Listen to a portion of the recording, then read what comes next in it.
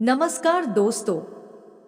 आज हम आपके लिए वट सावित्री व्रत पर सुनी जाने वाली सत्यवान और सावित्री की कथा सुनाने जा रहे हैं। एक समय की बात है। मध्य देश में एक अश्वपति नाम के राजा थे। राजा अश्वपति की कोई संतान नहीं थी।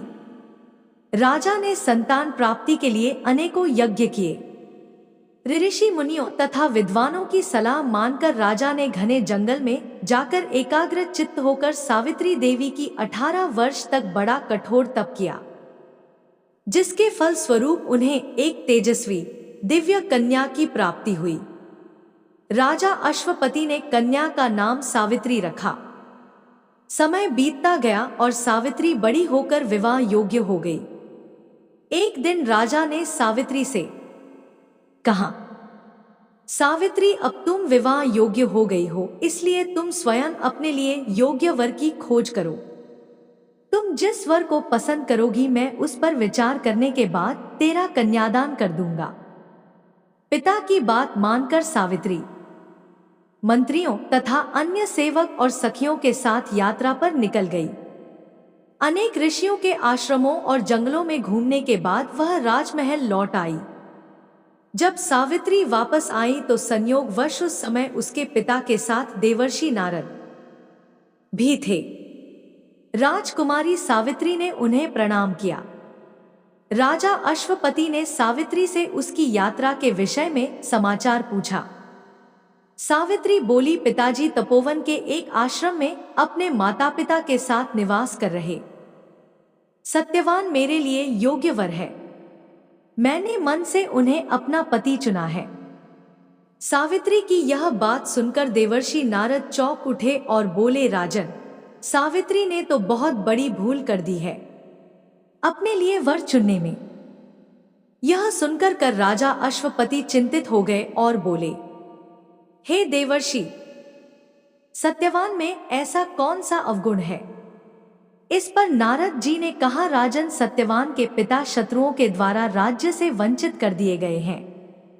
वह वन में तपस्वी जीवन व्यतीत कर रहे हैं और अपनी दृष्टि भी खो चुके हैं।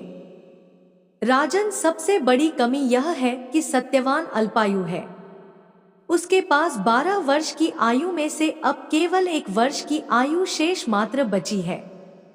नारद जी की यह बात सुनकर अश्वपति दुखी हो गए और उन्होंने सावित्री को समझाया कि वह किसी दूसरे उत्तम गुण वाले पुरुष को अपने पति के रूप में चुन ले।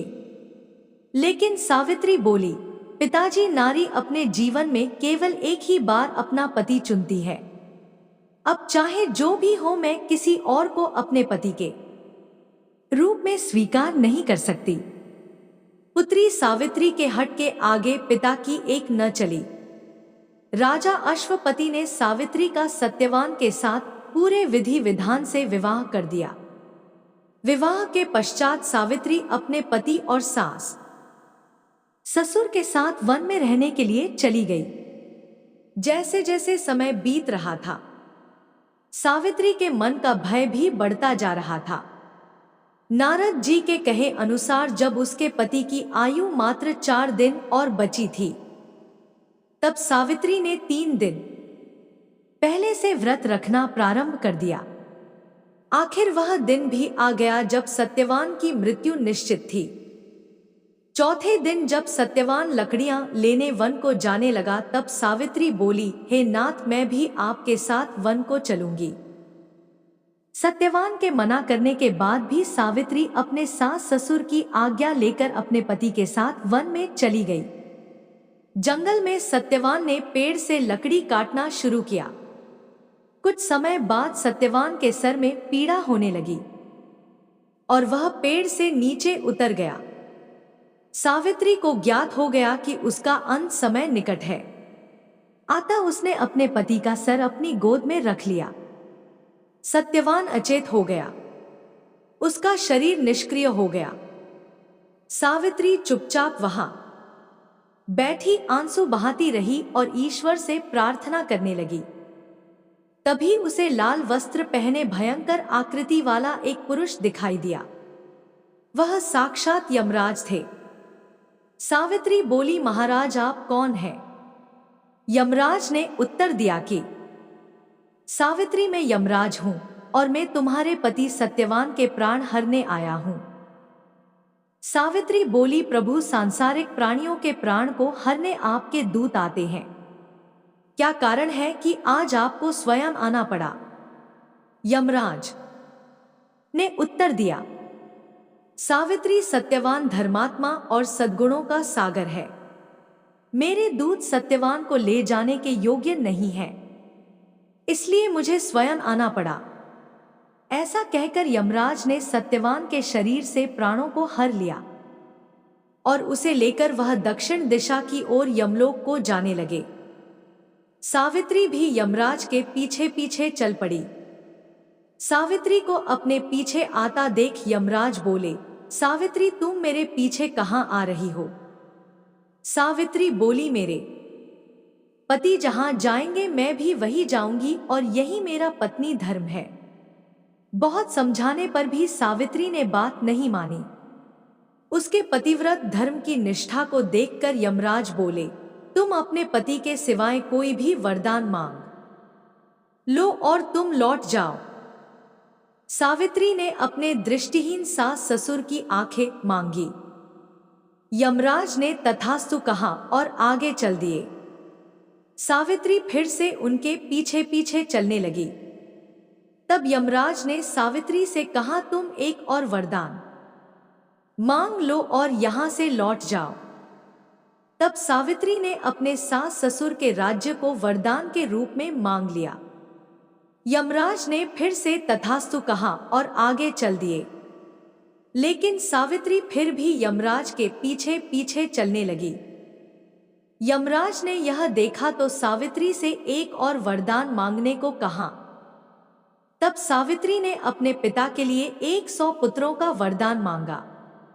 यमराज ने तथास्तु कहकर सावित्री को फिर से वापस लौटने को कहा, लेकिन सावित्री नहीं मानी और फिर उनके पीछे पीछे चलने लगी। अब यमराज बोले, सावित्री तुम मुझसे अपने पति के प्राणों के अलावा कोई भी वरदान मांग लो और यहां से लौट जाओ। तब सावित्री ने वर मांगा कि उसके सत्यवान से 100 पुत्र प्राप्त हो। इस बार भी यमराज ने तथास्तु कहा और कहकर आगे बढ़ने लगे, परंतु सावित्री फिर भी उनके पीछे पीछे चलती रही। यमराज यह देखकर बोले कि अब तो मैंने तुम्हें सभी मनवांछित वर दे दिए, अब तुम लौट जाओ। तब सावित्री बोली, महाराज आपने मुझे सत्यवान से 100 यशस्वी पुत्रों का वरदान दिया है और सत्यवान के बिना पुत्र कैसे संभव होगा? ऐसा कहकर सावित्री ने यमराज को उलझन में डाल दिया। तब यमराज बोले, सावित्री मैं तुम्हारी पतिव्रत धर्म से प्रसन्न होकर सत्यवान के प्राण छोड़ रहा हूं और साथ साथ तुम्हें आशीर्वाद देता हूं कि तुम्हारी यह कहानी युगों युगों तक सुनी जाएगी। यह कहकर यमराज ने सत्यवान के प्राण छोड़ दिए और यमलोक को लौट गए। उसके बाद सत्यवान और सावित्री अपनी कुटिया में पहुंचे। वहां उनके माता पिता की आंखों की दृष्टि भी लौट आई थी और उन्हें अपना खोया हुआ राज्य पुनः वापस मिल गया था। दोस्तों, यह थी वट सावित्री की व्रत कथा। यह व्रत करने और कथा सुनने से विवाहित स्त्रियों के जीवन के सभी दुख दूर होते हैं और उनके पति की आयु लंबी होती है।